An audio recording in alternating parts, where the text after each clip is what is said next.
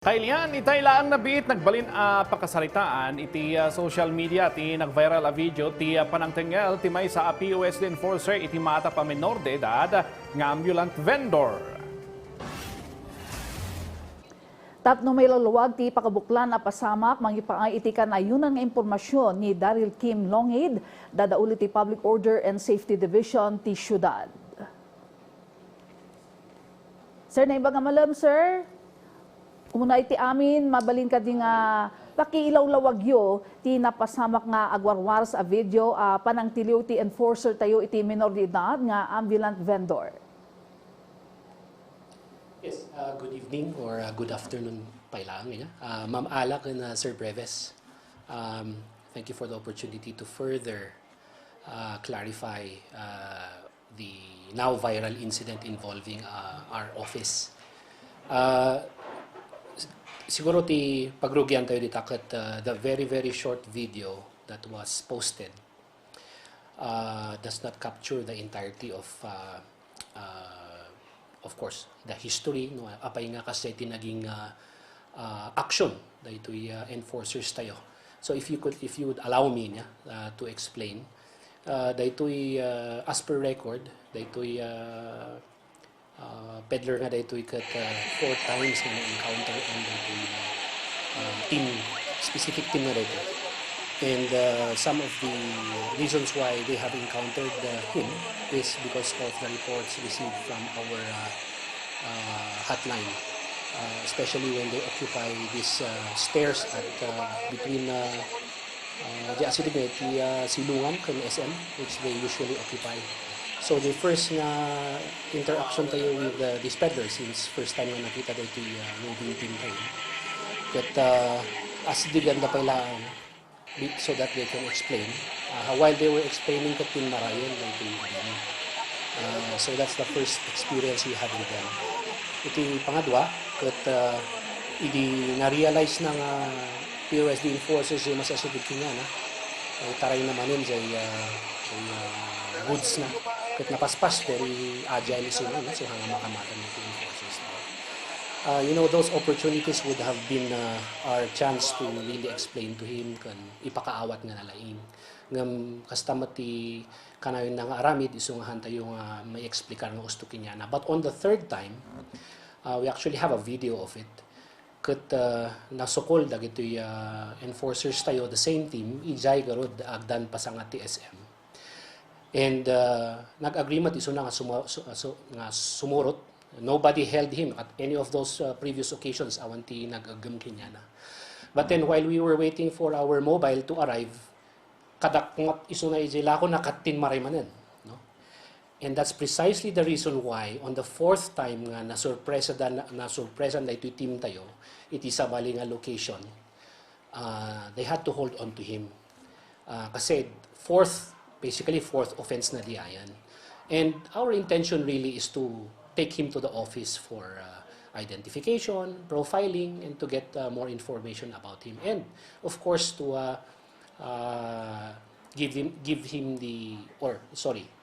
explain to him nga they aramiden na despite amo namaten nga bawal.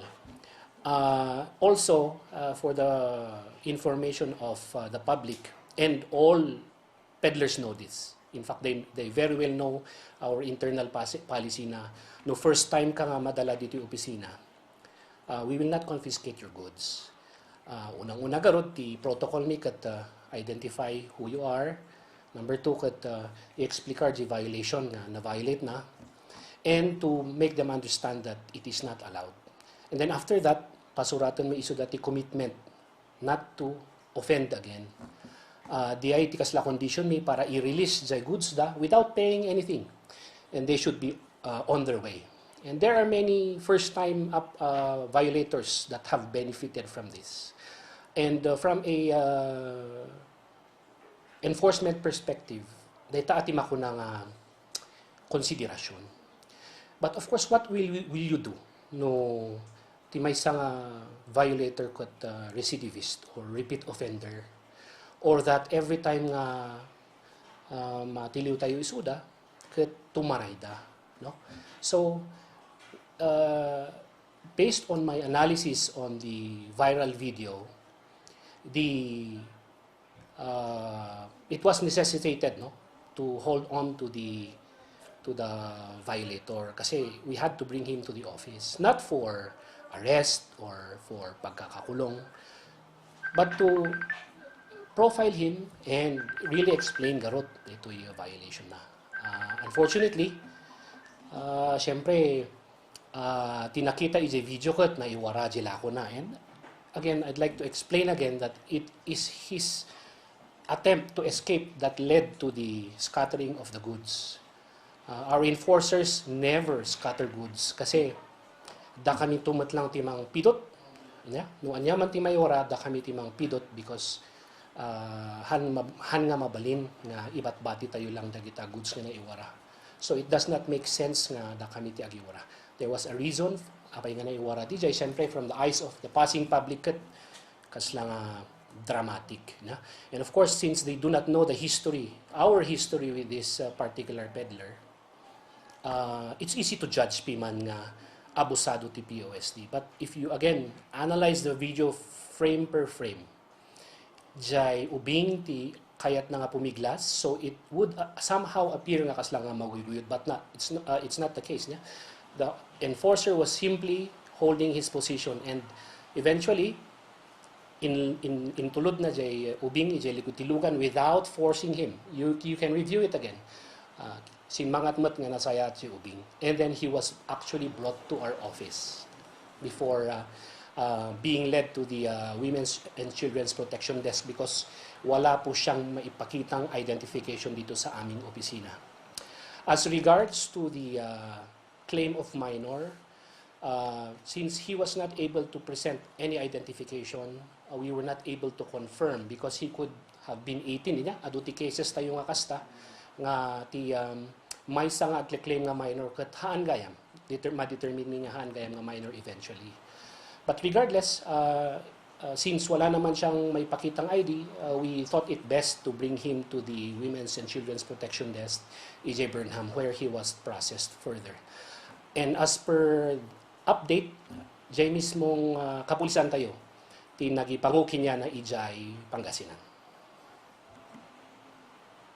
Ti makunatayo ka dagiti komento, dagiti netizen nasaysayat langan akas jay ti inamami ti minor de edad ngam ti agtakaw daytoy.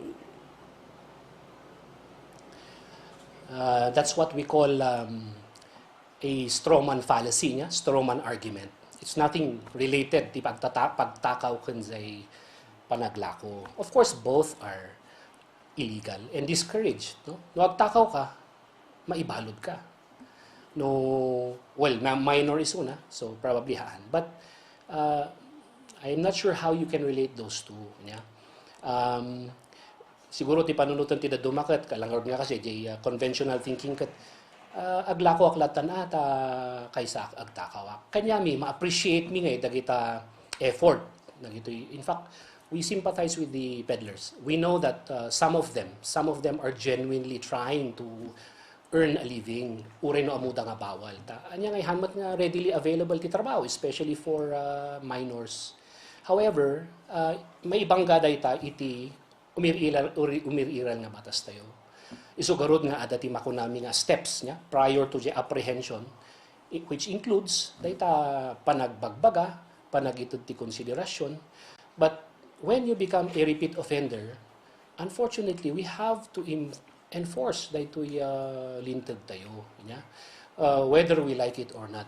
And we do this because it's part of our mandate and it's what we are partially paid for. Yeah?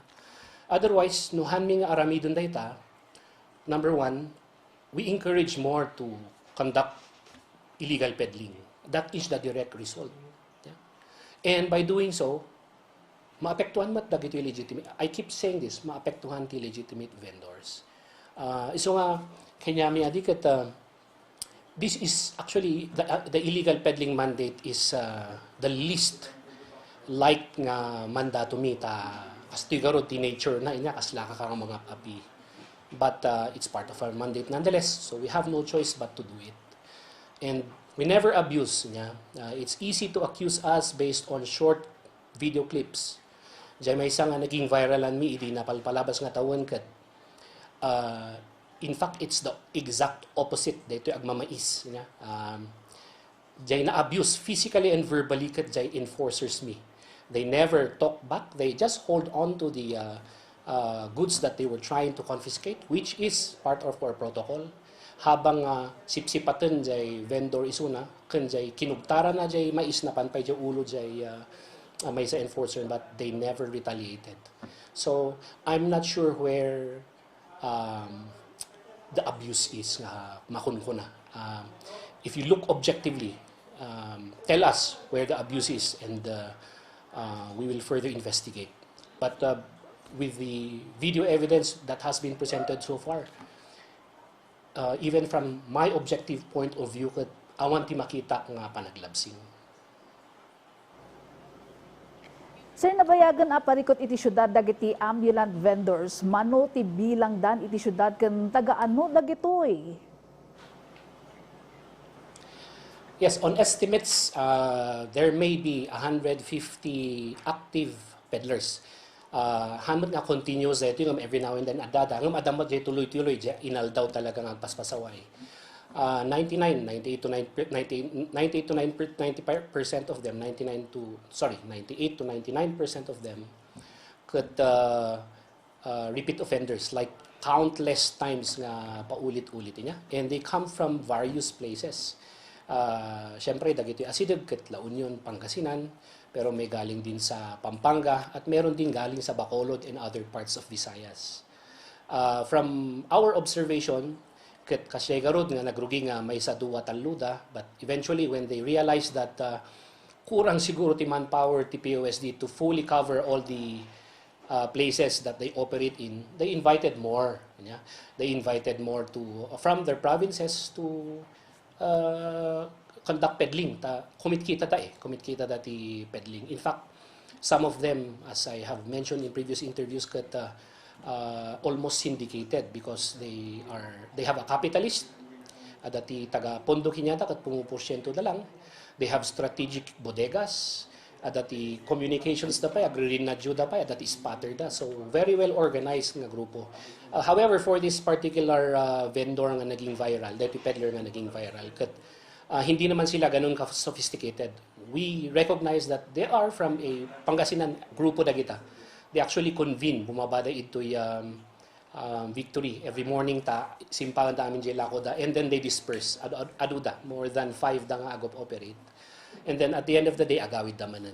We understand no the hassle jay kunata yung kuada ba jay diskarte da, but then again hindi naman natin pwedeng bigyan ng special treatment ang isang grupo dahil hindi naman sila verbally and physically abusive compared to yung iba.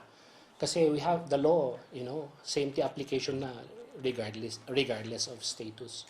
So nga, may isabsabay tamutla ang jemamon monitor santo no makita da, especially no na-report da kinyami, we have to go and discharge our functions.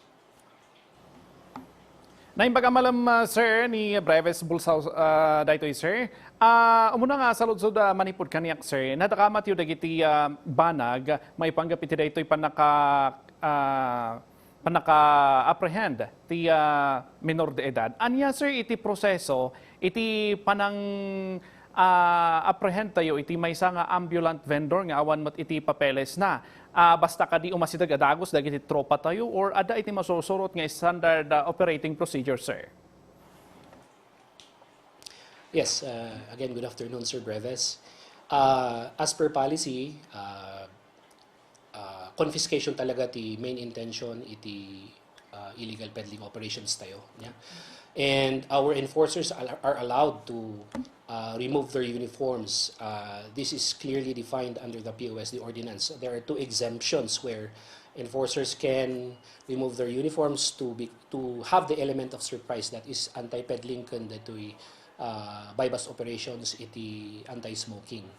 And so the intention of removing the uniform is garod jay to have the element of surprise tapno maasidagam jay peddler ta amoy gamin ti instant nga reaction ti peddler kat tumaray along with their goods. And the way that we can discourage peddlers from continuing with their business, illegal peddlers, kat makonfiscate yung gamit da, jelako da, so that medyo matamana jay kaslang akwada, ito puhunan da, to discourage them.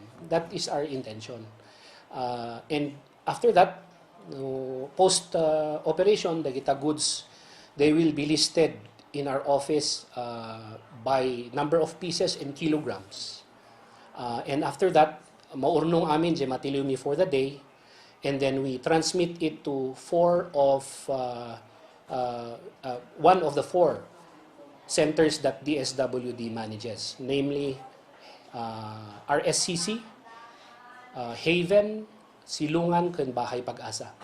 The clientele of these centers are abused women and children, and abandoned children, and children in conflict with law. 100% nga matiltilawan tayo nga consumables ket maiyapan kinyada. We rotate them. Maminsan adati tumawag iji centers nga, sir, baka adati natiliwan nyo dita ta naibusan kami iti pang sustenance. So iyapan mo kinyada. And that can be anybody can come to our office to look into our records. Ta makita yo talaga piece by piece no ay nati mapanan dagitoy matiltilawan tayo. Ti moral dagiti kamusamot sir ti moral dagiti enforcers tayo ta usually adu ti video nga agwarwaras ket mapapabasol da gapo iti video nga makikita kumusta iti panangpatibker tayo ken kadakwada tapno ituloy da pay nga agserbi para iti syudad iti Baguio, although saan tayo met nga maibaga or saan tayo ma-judge nga dagitoy ket nagkamali. Yes. You know, it's easy to judge as if dagito enforcers tayo kat robot nga awan ti marikrik-nada. Despite us, reminding them that this is part and parcel iti trabaho tayo, dahito yung criticism niya, and maminsan kat below the belt ka pa nagkom-comment, again, they are just but human. They are your sons, your daughters, your brothers, your sisters, your fathers, your mothers. Just regular people just having a regular job, iti POSD. Yeah. They are not robots. So, syempre, ti trabaho, kat salagak amin dagita criticism as much as possible. Okay lang kanyak di jay. Actually, iso ti idaw-dawat ko. Kinya yung critics tayo, kano adapay ti nasakit nga panagrik nayo, ijay result, jay inubrami. Focus your criticism on me. Tasyakmat ti mang idadaulo dati opisina. Dagito yung enforcers tayo, kat they are simply discharging their functions based on written protocols. So, kasi lata, aminado kami nga party ti trabaho mi daytoy. Kat unfortunately, just like some of the people involved ijay viral video nga data, kat nagsisinukatan tinagan dati Facebook because of their fear of backlash from people who may be able to identify them. In previous incidents nga naging viral man, Yes, sir. nga na-prove tayo mat nga legal, nag-resign dan. Okay, Unfortunately, because they cannot, medyo natatamaan sila sa... Yes, sir. Oo. Okay, sir. criticism. Kanayunan, sir, last message mo kada iti kakailian tayo kung iti publiko? Siguro, kanayin ko mat nga kuway niya. Kanayin ko nga idaw-dawat kat a video does not provide the entire context of a certain issue. It's okay to criticize. That's okay. Yeah. Tanggap tayo dito. Tapno nga daman ti point of improvement, that why not? We will do it. We welcome it. Yeah.